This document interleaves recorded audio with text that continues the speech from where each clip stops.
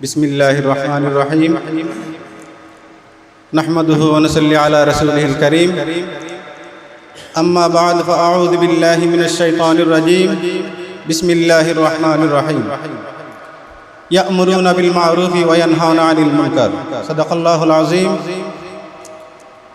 আবাবিল ইসলামিক ফাউন্ডেশনের উদ্যোগে আজকের এই বিশাল সংবর্ধনা অনুষ্ঠানের সম্মানিত সভাপতি,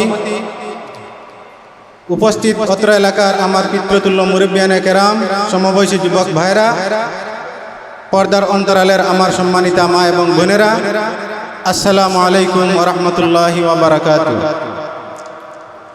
সম্মানিত উপস্থিতি,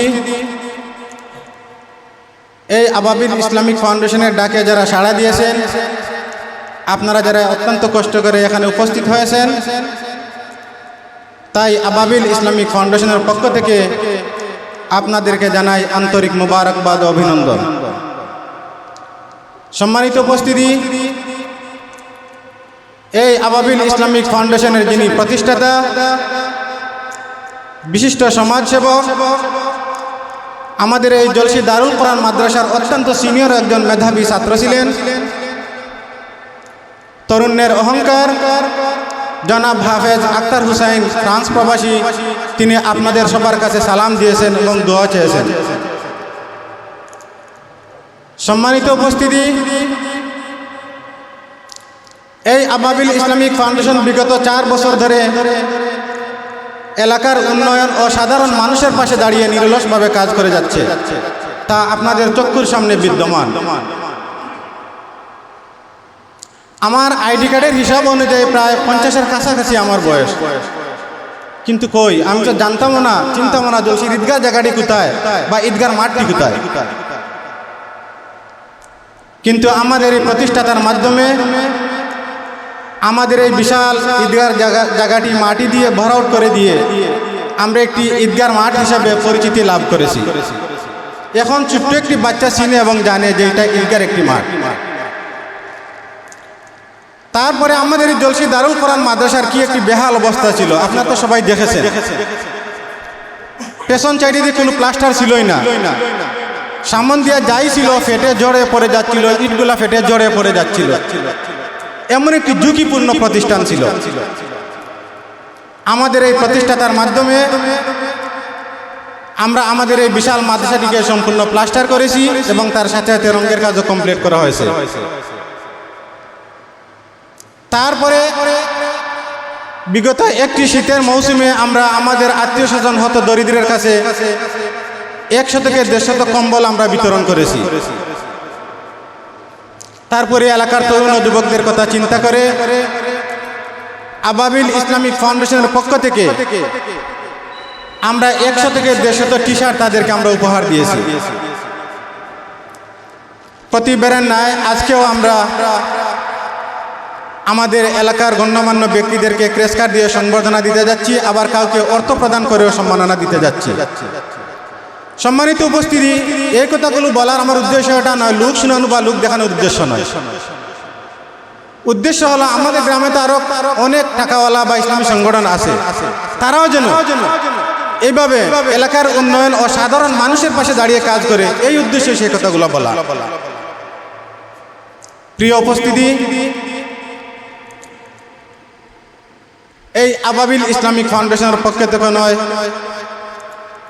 আমি আপনাদেরকে একটি মেসেজ দিতে চাই, একটা দাওয়াত আপনাদেরকে আমি দিতে চাই। বিশেষ করে আমার খেলার সাথী, চলার সাথী আজকে অনেকেই এই দুনিয়াতে নাই, এই গ্রামে আমার অনেকেই নাই। বিশেষ করে আমি তাদেরকে 2-4 জনকে আমি স্মরণ করতে চাই, না বললে আমার আত্মার শান্তি হবে না। আমার খেলার সাথী, চলার সাথী, আমার পূর্ব ভাড়ার ফুফাতো ভাই মাস্টার মহিউদ্দিন, সে কি এই দুনিয়াতে নাই? বিশ্বাস হয়। আমার বাগনা আশফ আলী, আমার বাতিজা মাসুম, আমার চাচাতো ভাই দিলওয়ার মাস্টার, আমার লুৎফুর ভাই, আমার ছোট্ট ভাই মিলাদ, আমার ছোট ভাই আবু তালহা, ওরা তো টকটকা যুবক ছিল, কিন্তু এরা কেউ আজ দুনিয়াতে নাই। আর আমি যদি কিছু বয়স বাড়িয়ে বলি, বৃদ্ধ বা বৃদ্ধ মানুষের নাম মেনশন করি, এখানে আমার শেষ হবে না বলতে। বিশেষ করে আমি 2 জন ব্যক্তিকে এখানে স্মরণ করতে চাই। তারা হাতে হাত মিলিয়ে গ্রামটিকে অত্যন্ত সুন্দরভাবে পরিচালনা করেছিলেন। আমার শ্রদ্ধাভাজন দুলাভাই বিশিষ্ট রাজনীতিবিদ ছিলেন। এই অত্র এলাকার বিচারক মণ্ডলীর অন্যতম একজন ন্যায় বিচারক ছিলেন জনাব লুৎফুর রহমান লুদু সাহেব ও আমার দামান আজিজুর রহমান সাহেব, কিন্তু ওরা আজকে এই দুনিয়াতে নেই। আজকে আমি তাদের রুহের আত্মার মাগফিরাত কামনা করছি। আল্লাহ তাআলা যেন তারা সবাইকে জান্নাতুল ফেরদাউস নসিব করে দেন। বিশেষ করে আমি একজন এমন অসহায়, এমন একজন এতিম আপনাদের সামনে দাঁড়িয়ে কথা বলছি। আমরা ছোট্টবেলায় আমাদের বাবাকে হারিয়ে ফেলছি। বাবার বদলে যারা আমরা যাদের রহমতের নজরে লালন পালন হয়েছিলাম, আমার চাচা তারা 4 জন ছিলেন। এখন আমার আপন চাচা বলতে ওরা কেউ নেই। আমার মা নেই, আমার মা চাচি তারা 5 জন ছিলেন। এখন আমার আপন চাচি বলতেও কেউ নেই।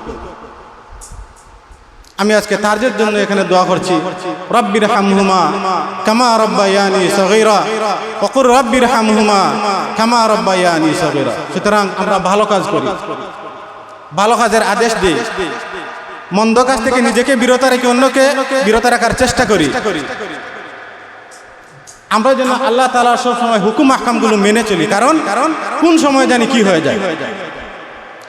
আজরাইল আপনার আমার পেছনে ঘুরছে আজ অথবা কাল। সুতরাং আমরা সতর্ক হয়ে যাই, আমাদের অন্তর থেকে হিংসা বিদ্বেষ অহংকার ধুয়ে মুছে ফেলি। আমরা যেন মানুষকে ভালোবাসি। বিশেষ করে আমি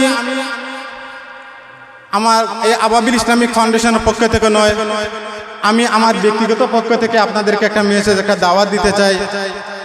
আমি আমার ব্যক্তিগত পক্ষ থেকে বলছি, কিন্তু এটা ফাউন্ডেশনের পক্ষ থেকে নয়। আমরা সবাই মুসলমান, আমাদের ধর্ম ইসলাম, তাই দিন প্রতিষ্ঠা করা, কোরআনের আইন প্রতিষ্ঠা করা প্রত্যেক মুসলমানের উপর সেটা ফরজ। তাই আসুন আমরা সবাই মিলে আগামীতে একটি ইসলামী রাষ্ট্র কায়েম করি। আমরা তো বহুবার বহু দলকে আমরা ক্ষমতায় দেখেছি, অন্তত একটিবারের জন্য আমরা তাদেরকে সুযোগ দেই, দেখি তারা কিভাবে রাষ্ট্রটা পরিচালনা করে। অন্তত পরীক্ষার জন্য হলে একটিবার পরীক্ষা করি, দেখি। কিন্তু তাদের কাছ থেকে পরীক্ষা না নিয়ে ভালো মন্দ রেজাল্ট দেওয়া, সেটা তো বর্বরতা মূর্খতার পরিচয়।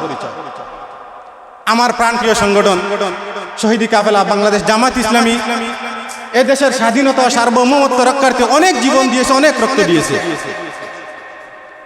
এই কোরআনকে সর্বোচ্চ মহলে পৌঁছাবার অপরাধে, এই কোরআনের কথাগুলো মানুষের কাছে বলার অপরাধে বেআইনিভাবে 13টি বছর কারাগারে রেখে নৃশংসভাবে হত্যা করা হয়েছে। সম্মানিত উপস্থিতি, বাংলাদেশ জামাত ইসলামী প্রতিহিংসা বা প্রতিশোধের রাজনীতির বিশ্বাসী নয়। তাই আমি আমার ব্যক্তিগত পক্ষ থেকে আপনাদের কাছে বিনীতভাবে আহ্বান করছি, আগামীতে আপনার আমার সবার ভোট ন্যায় ও ইনসাফের প্রতি দাঁড়িপাল্লায় হোক। আল্লাহ যেন আমাদের সবাইকে সেই তৌফিকটুকুন দান করেন। ওমা তৌফিকি ইল্লা বিল্লাহ, আলাইহি তাওয়াক্কালতু ওয়া ইলাইহি উনীব। আসসালামু আলাইকুম ওয়া রাহমাতুল্লাহ।